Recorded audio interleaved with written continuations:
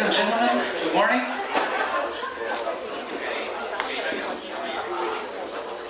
So let's start this morning's press conference.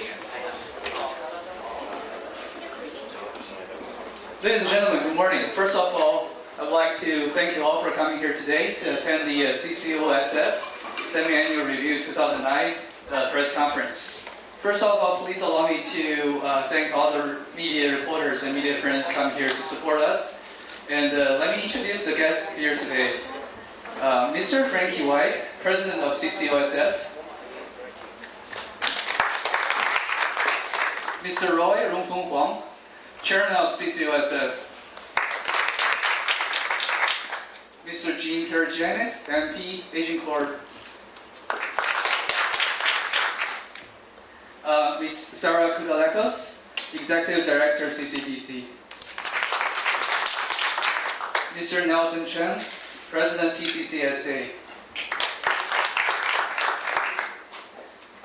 Mr. Zhang from the Consulate General of China, PRC. Ms. Gina Lee from Scotia Bank. And Ms. Dr. Sila Ross from University of Algoma. Welcome. So by beginning today's press conference, I would like first to invite Mr. Frankie White to give us a speech. Honorable Jim Karagianis, Dr. Zhang. The microphone here. It's on? No. Okay. Sarah, Nelson, Tina, and Dr. Ross, media friends. Well, we are here today to make a report on what we have been doing for the last few months. It's been hard for us. Ccosf is a new organization. We organize this organization in the view that seeing other countries are having big projects in China in recruiting students from China to their country, like England and Australia. And we see that our country, Canada, is really behind on that.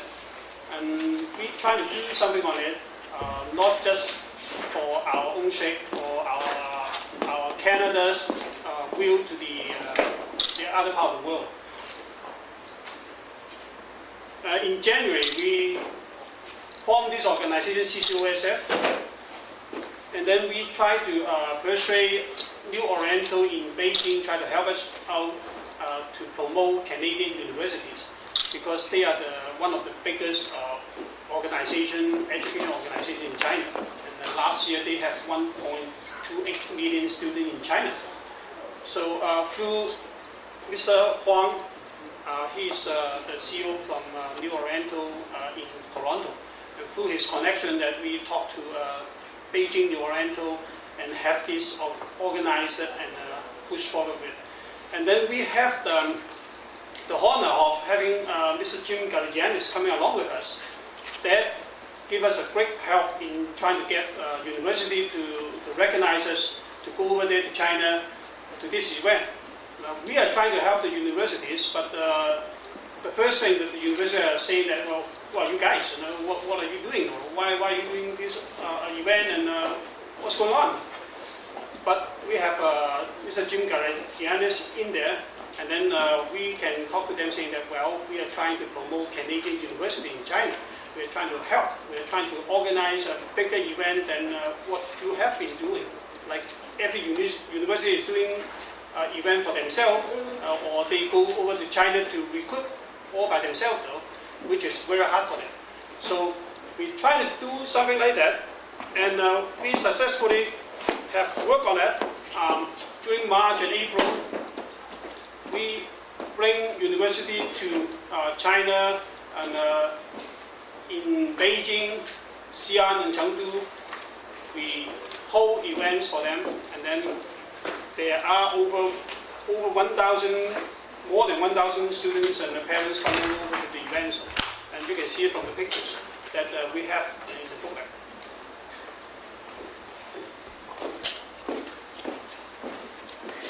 And right after right after the event in Beijing, then we asked for response from universities, and that's what we got from University of Alberta, saying that I honestly think that you guys did a good job in putting up this fair, considering this is the first time that you are doing this. And I'm impressed by the way everything was put up and the number of audience show up. And from the University of Windsor, saying that overall it's an interesting experience. I really enjoyed Jim's speech. Jim, I'm looking forward to the upcoming fair in Xi'an and Chengdu. And from University of Algoma, we are impressed with the quality, organization and scale of this event, especially this is the first time. And from York University, saying that I think it's a very successful forum and education exhibition. You guys have done a good job. Well, we are hoping to carry on with this event year after year, hoping that we can promote our higher education in China.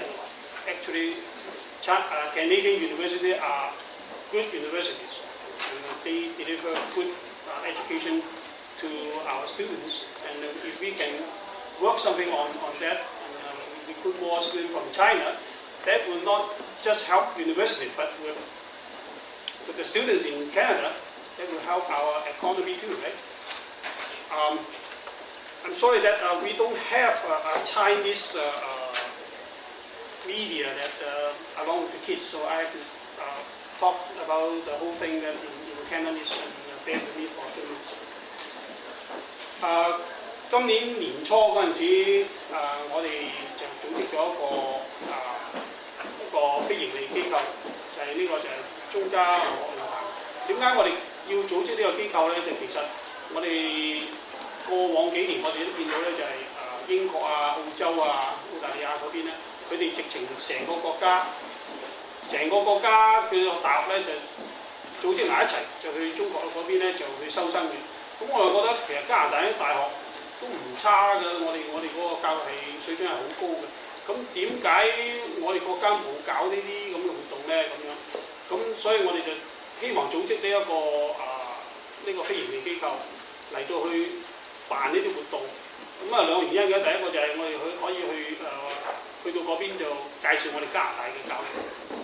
第二咧就係我哋可以令到政府可以睇下，喂有咩辦法可以幫啲大學，亦都可以幫我哋啲經濟。咁其實學生唔會話唔考慮加拿大大學嘅，只不過咧佢有一個好大嘅問題就係佢個簽證嘅問題。咁呢個簽證問題咧，我哋亦都同國會議員嗰邊咧亦都溝通過。咁喺省級嗰邊亦都溝通過，但係呢啲需要時間去處理啦。咁但係今次我哋其實遇到好多困難嘅。我哋做嗰陣時咧，所有大學都問：喂，你哋係邊個嚟㗎？我唔識你喎，你搞呢個係咩事啊？咩原因啊？咁樣。咁我哋又得到詹嘉里過嚟幫我哋手，同埋我哋一齊去嘅時間咧，我哋覺得已經爭好遠啦。我哋可以話俾你聽，喂，我哋有詹嘉里同埋一齊去，我哋唔係求其搞少嘢，我哋希望即係搞一啲對加拿大呢個高等教育作一啲貢獻嘅事嘅咁樣。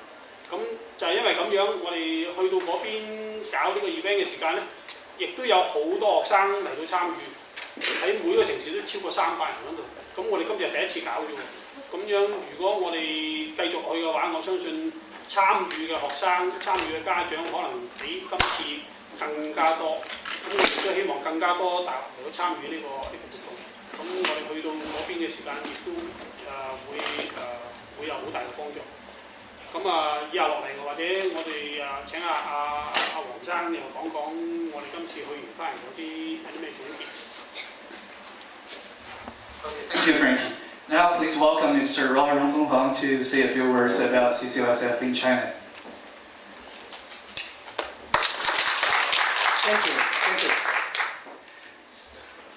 Thank you, Honorable Jim Karajanis, and thank you, Charlotte, and thank you, Nelson, and Frankie, and General Gina, and Dr. Celia Rose. Thank you. And distinguished guests and media friends, thank you for coming.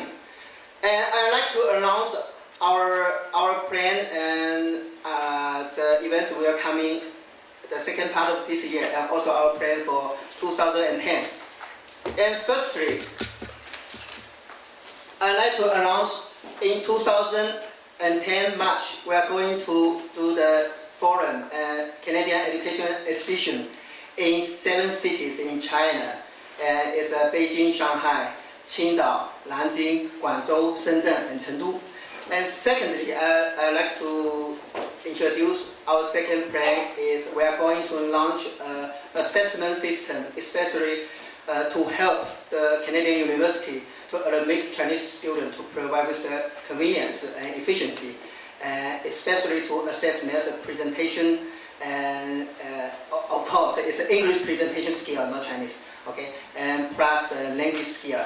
And finally, I'd like to introduce our third plan. It's the critical one. We are going to launch our Ccosf scholarship plan for Chinese students that are learning in Canada. And this is our original plan, just for the Chinese student in Canada. But during our trip to Chengdu, Honorable Jun Karagiannis insists he had to go to the earthquake area to take a look at the students, to visit the schools. And we are shocked. Actually, the students, they still need help. The schools, they still need help. So I think Jim will tell you his true story and experience later on. So I'd like to announce, and we modify our original plan. We will also provide a scholarship for the Sichuan students in the earthquake area. So, thank you guys.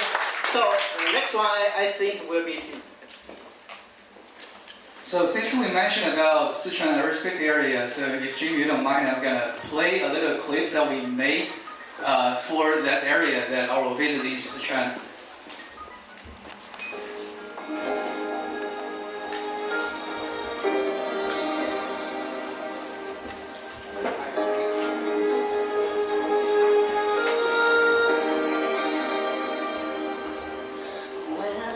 Back all these times and the dreams we left behind, I'll be glad 'cause I was blessed to have you in my life. When I look back on these days, I look and see your face. You were right there for me.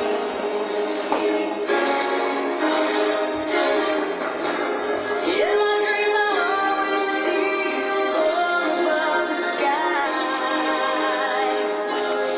In my heart there'll always be a place for you for all my life.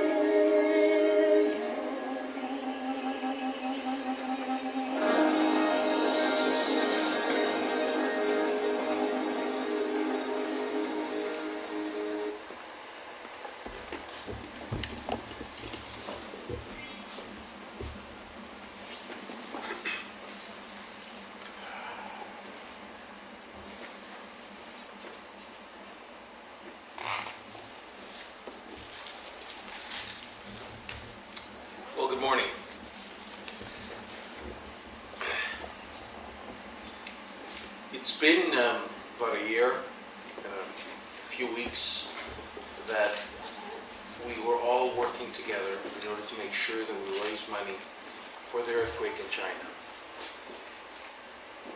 It's been a year that the Chinese people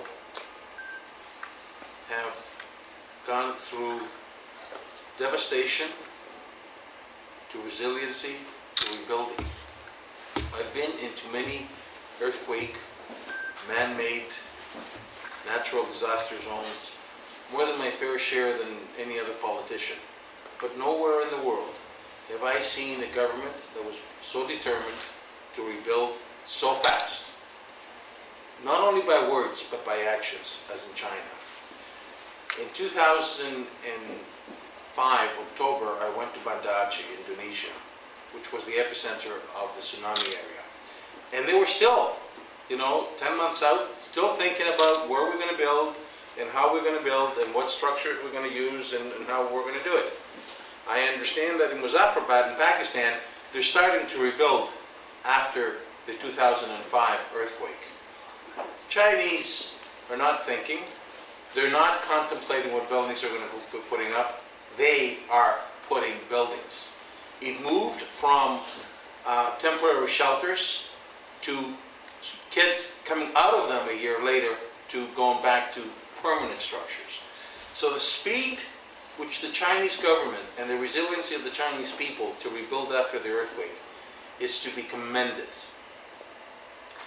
I was a little emotional in watching the slide this morning, and a little emotional while I was there. The young lady that you've seen, she was trapped underneath the rubble for close to 100 hours. And to see the survivor, and to see the people, the young ones, are missing limbs and legs, arms, just their want for life and thirst for life is what made me realize that what education is all about.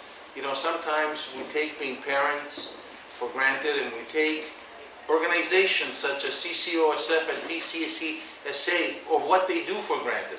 But I have to tell you, in working with them closely for close to 12 days and being with them and seeing their care on the ground and what they were able to deliver, I was astounded, amazed, and a great supporter, and if you want to call it a cheerleader of the work that they're doing. I'm going to break my, I don't want to dwell too long because I think there's other people that want to speak, but I want to sort of cut it into two schemes. I want to talk about TCCSA, Nelson and Elliot. Elliot, where are you? He's in the back? Yeah. There you go. Take a big wave. Now, they are an organization which is in my writing, and they are supporting new immigrants. They are there to support settlement of new immigrants. And for them to reach out and say to the people before they come to Canada, this is what you're going to be experiencing, this is what you're going to be seeing, these are the things that you must do, is to be congratulated. Never before had an organization, to my knowledge, not only in China but around the world, done this. Next year they will be having the support and the working relationship with the Canadian Consul General as well as the Canadian Embassy. And that is to be congratulated. It's a great achievement. And special thank you goes to Gina and the folks at Scotiabank for partnering up with them. I am very bullish about the fact of what they're doing and what the future holds out for them. Because not only did they talk about Toronto, they talked about Vancouver, they talked about Montreal, and they talked about all the centers that the Chinese folks immigrate to as the first stop. So learning about Canada before you even go to Canada or come to Canada about what you do and what you not do, and having a comprehensive booklet on that is to be congratulated. Second, Ccosf. Never before have we had 10 universities. Close at one point I think we had 10. But we had, was Algoma part of the original? Okay, 8. I remember sometimes maybe I counted a little too much on my fingers, but we had 8 universities with us that followed us from city to city to city. And, you go to the first city and after they say, well, okay, maybe we won't go. But there were dedicated universities that came along to all the 5 cities. Never before had students been given the opportunity to reach out and talk to representatives of universities one-on-one. Usually they get to meet somebody which is like a consultant or a lawyer, and they will learn from them how to go, or they will go on the internet to find out information as to what's available in Canada. But for the first time, not for something that was sponsored by the Chinese government, the first time this is something that was sponsored by a non-profit organization from Canada reaching out to students in China. They were able to find out directly from Canadian universities, from representatives, from people. The representative of Ontario is with us. People that have immigrated to Canada. I know Gina spoke about her experience when we were over there. And to hear, for students to hear this is something which is astounding. I remember coming to Canada when I was a child, and there was a film that we were shown in grade 6, and I said, wow, that's Canada, it's all about. So it's the first-hand experience of people that have come to Canada, of people that wanted to sell you their university, or to promote their university, or to get you, to encourage you to come to your university. And they're not people that will say to you, you know, it's going to cost you $10,000, I need another $4 in order for me to get you there. But these are people that were there representing their university. So that was to be congratulated, and I'm looking forward to joining them next year if they'll have me. But I have to tell you, 10 cities, with all the stuff that we did, we even had a chance to do a little bit of sightseeing and a little bit of side tours. My wife and I are very thankful to them for getting us along, and I know we certainly enjoyed it, and we had fun, and they're to be congratulated, and I even got a mean-looking picture. Thank you.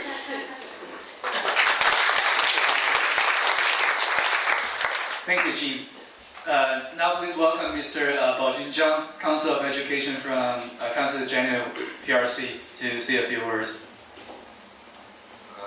Good morning, everyone. I just want to say a few words on behalf of the Chinese Council of General in Toronto. I'm working in the education section, and so I'm very grateful for the organizers of this forum, because they are just doing part of my job, sharing my responsibilities. So they will definitely get my full support with the future initiatives. I think I'm quite safe to say that all the Canadian universities, publicly funded universities, are high standard, high quality universities. Quite a number of them are just world-class universities. But we also know that they are very much less known than their counterparts in Australia, in New Zealand. So promoting these high-quality universities in China lets more Chinese students, Chinese parents have a good understanding of the quality of the Canadian universities. It's a very huge work. So I think the challenge is big, but with their devotion, with their vision, I think they will achieve success. There's no problem with that. And the other issue is, so far, because I'm just responsible for the work of Ontario province and also the province of Manitoba. So to my knowledge, we have so far now 25,000 Chinese students learning in a language school or in universities pursuing a degree. So they have lots of issues that happen to them, like the legal issues, how to settle down smoothly here, how to communicate with the communities, that have good interactions with communities, how to get along with their classmates or with their friends, whatever. So lots of things that they need help.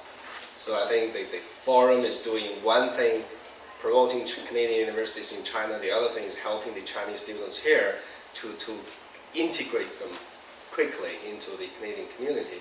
I think this is very meaningful work. And so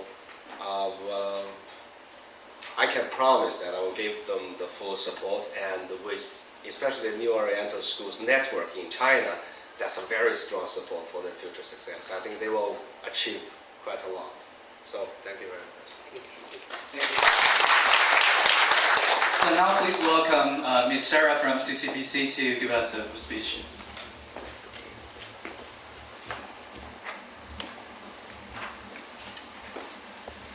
Thank you, and I'm very happy to be here today. I'm from the Canada-China Business Council, and CCBC has been very pleased to support Ccosf in their first venture this year. It really, what Ccosf has done gets to the heart of what Canada needs in many of its sectors, which is working together. The Canadian mentality in business and education often tends to be that an organization, a company, a school works for itself. And as Canadians, a lot we can do in China, but we really often, in many sectors, need to band together to go from being small in comparison to many of the other countries in the world to being mighty. And we have long thought at CCBC that in the education sector, it could benefit from having a coordinated effort like this. So I congratulate Frankie and Roy on this. We were also very pleased to play part because a number of our members are involved in this, and CCBC as a membership organization exists to support them. So from New Oriental to a number of the universities on this list, this gets to the heart of what we try to do, which is to help our members to facilitate their activities with China, whether they be educational institutions or companies or even government agencies. And so one of the things that has really struck me over the years as I've gone to China many times is that the Chinese always say, Canada, we'd love to send our kids there. And then when it becomes time for their kids to apply and get their visas and put the whole process together, it's not always as easy for Canada as it is for countries like Australia. So we're very motivated to see what we can do to make Canada be an easy way, an easy location to study, because there is such a strong place in people's hearts in China for Canada. And we at CCBC will look to continue supporting this event and look forward to so many more cities next year. And we wish CCOSF the best of luck. Thank you. Thank you, Sarah. So now please welcome Ms. Gina Lee, Director from Scotiabank, to say a few words.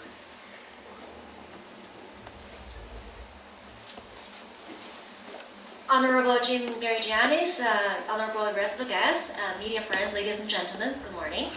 It is a pleasure for Scotiabank to be one of the major sponsors for the Ccosf in China. I think there are two significant meanings for us to participate. First is that, as we know, each year, in the past couple of years, approximately 150,000 students leave China to study overseas. How many of them are coming to Canada? Between 10,000 and 13,000, I believe, last year. So which only represent a very small percentage of the students coming overseas, and the rest of them, majority of them go to U.S., Canada, Australia, New Zealand. So I think together with the nonprofit organizations like CCOSF, with the government, and with other organizations like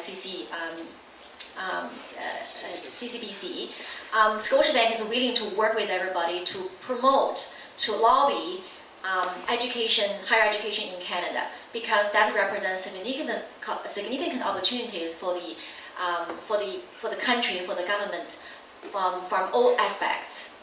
Secondly, by the way, I want to mention something. Not long ago, we participated in a presentation done by our Minister of Immigration and Citizenship, Jason Kenney. And while we were in China, there are so many student parents coming to us asking questions like, how can Canada make it easier for us to get a visa application process, right? How can the process be easier for us to send the kids to Canada? So with all the feedback, I actually cascaded feedback to the minister, and apparently the government is aware of that, and they're working on it as we speak. So I think that's one of the, at least one of the things that we can do, right? Secondly, the second meaning I would say is that as Council Zhang mentioned, the students come to Canada, they face all kinds of challenges, just like new immigrants, right? They need the communication, they need to settle down, they need to understand how the banking system works, how to get a credit card, how to buy a car, so on and so forth. So Scotiabank is there. We are the most international bank. We are in 50 countries. So we are there, want to help them.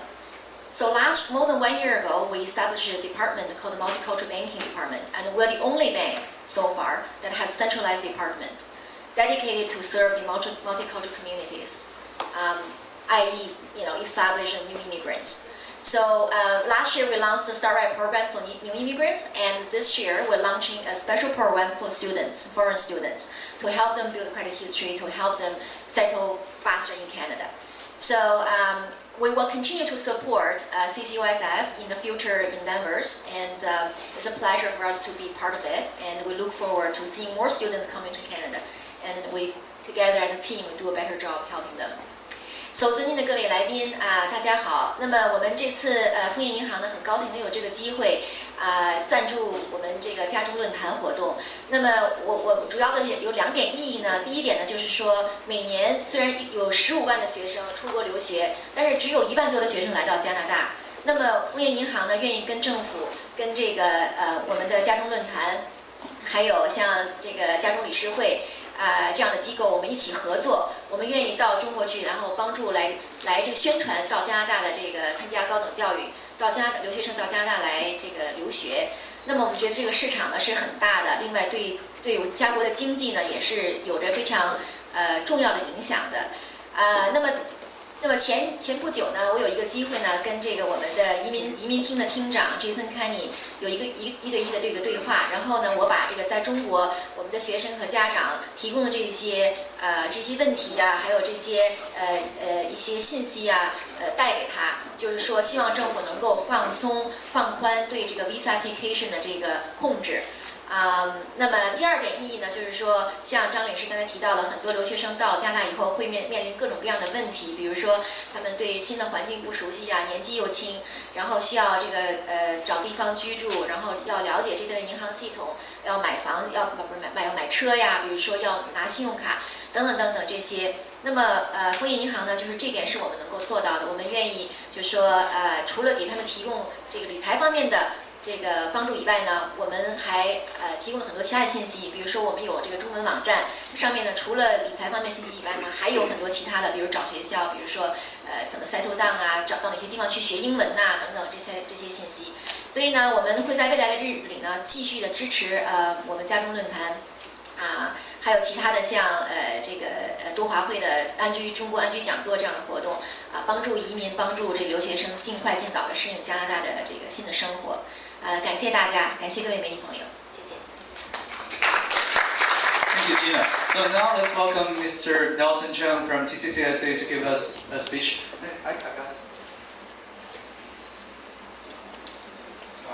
Good morning, everybody.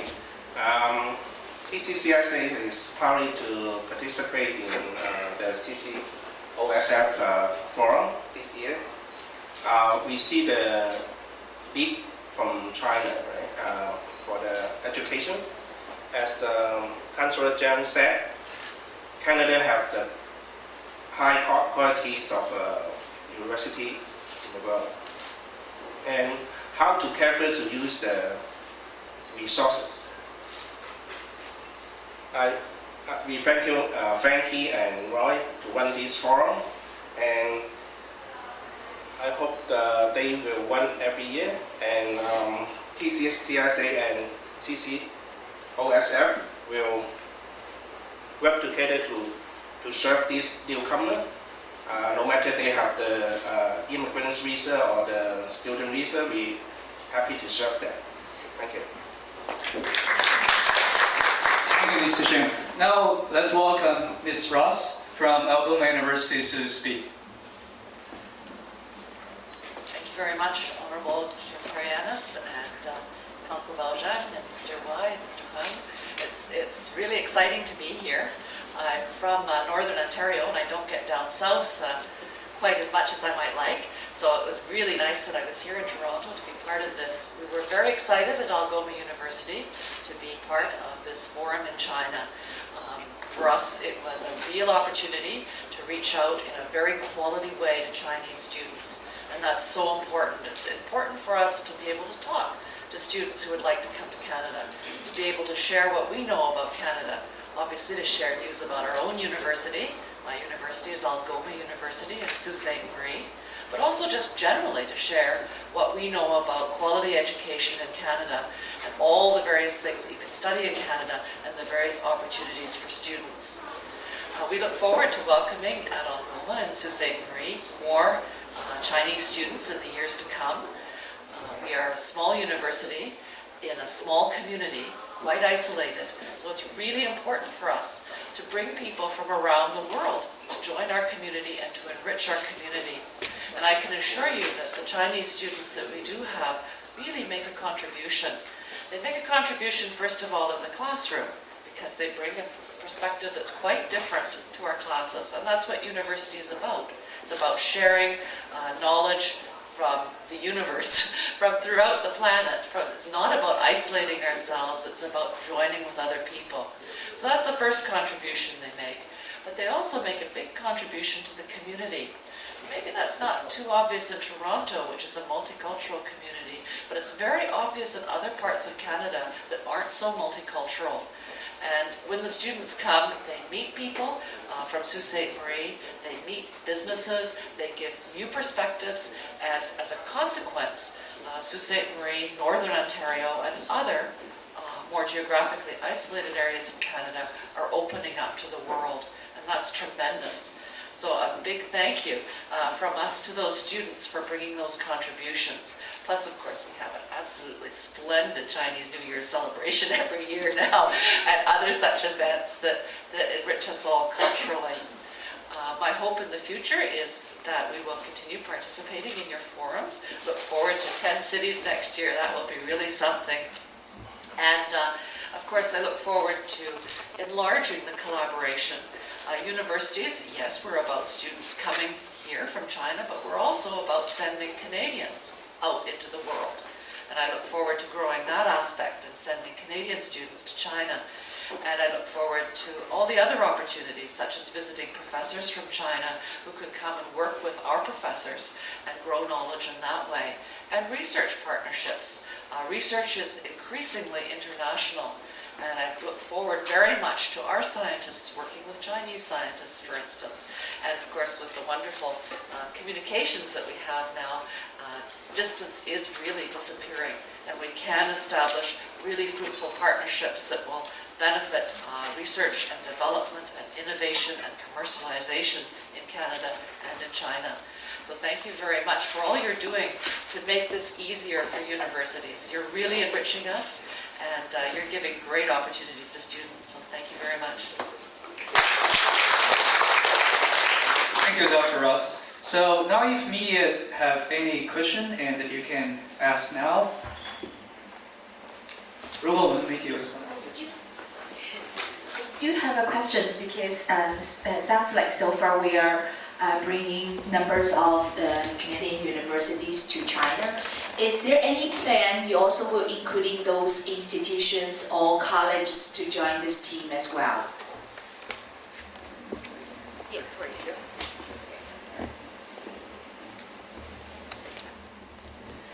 Yeah, because we are newborn, right? A brand new organization.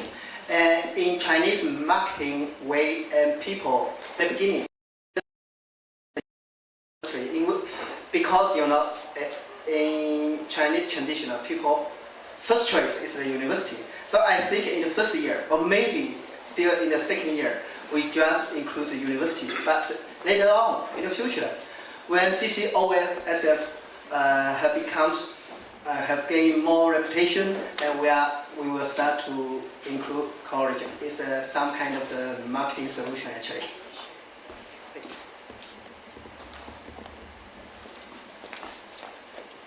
So any other questions? Yes, I do. You talk about, say, the visa applications takes a long time for the Chinese student go to Canada. What kind of a barrier? Is the government policy, quota system, any way to solve this problem? Maybe Jim is a I had made a promise to be non-political this morning. You know which side of the house I sit on. I'm in opposition. And you are very well aware of my comments in the past about the current government, so I'm not going to dwell on that, because I think I will be doing a disservice to people that have brought me here. A visitor visa, as well as a student visa, in Beijing and Shanghai takes a little longer than they should. We've engaged, and this is not from the political aspect, but we engaged directly, one-on-one, the minister council or the manager of the folks on Beijing.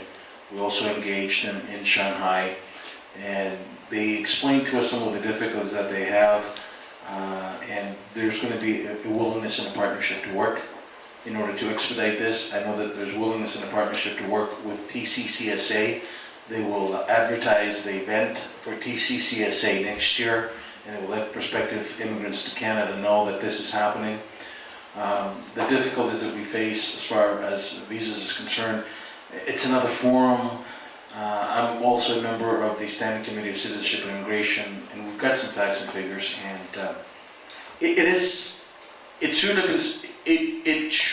it can, and it must be smoother. Unfortunately, there's some roadblocks that we need to smoothen out, and that is as much as apolitical as I can get. What's the normal lead time, and you say the delay? You know, I've seen, throughout the world, I've seen visas been issued on the same day.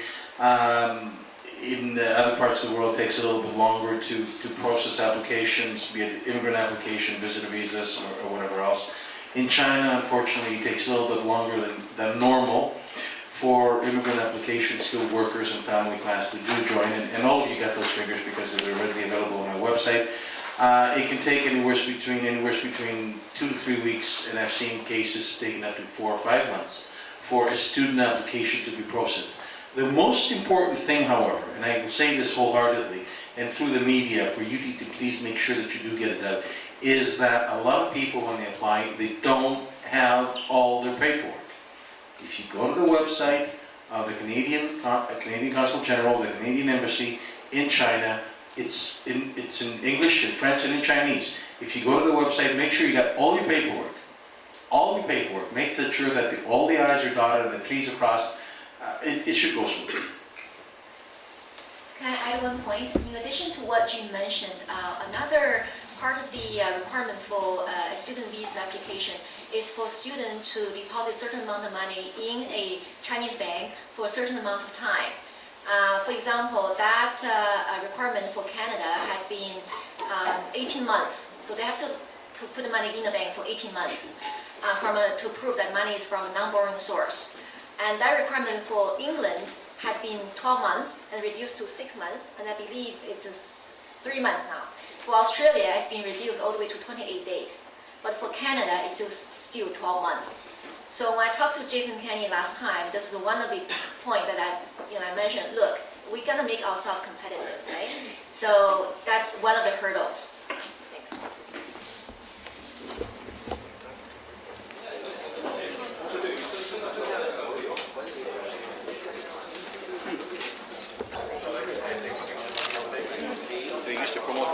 您的问题是什么呢？主要是学生遇到的问题。大概比如说，中国留学生来加拿大，大概多少人数？主要在哪几个城市？应该刚才你提到非常重要的，他们来了之后，新地方到底面对什么样的困难？解决方法怎么样？希望有什么解决方法？我们领馆呢，就是领馆，我在领馆教育组工作嘛。我们教育组呢，主要负责安大略省和曼尼托巴省这2个省的教育交流工作。那么其中一项很主要的任务就是照顾这儿的中国留学生。那么这些中国留学生里边呢，有国家公派的留学生，就是国家提供生活费的、国家给予资助的留学生，就是我们叫的公派留学生。那么还有一些就是自费的留学生。从我们目前了解到的情况来看呢，在大学读书的学生遇到的问题相对要少一些。那么特别小留学生问题比较多。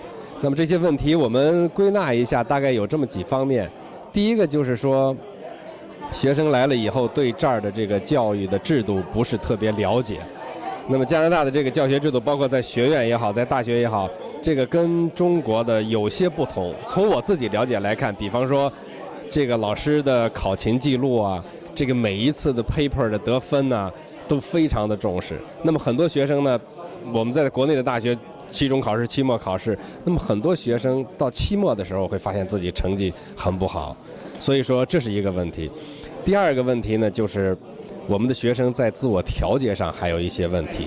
在国内呢有父母照看，那么学校的老师呢也都是从早到晚看着，可是一到了加拿大完全是一个独立的环境，那么所有的生活上所有的事情，学习上所有的事情都要靠自己。虽然学校也提供一些咨询，但是要靠自己去主动寻找帮助。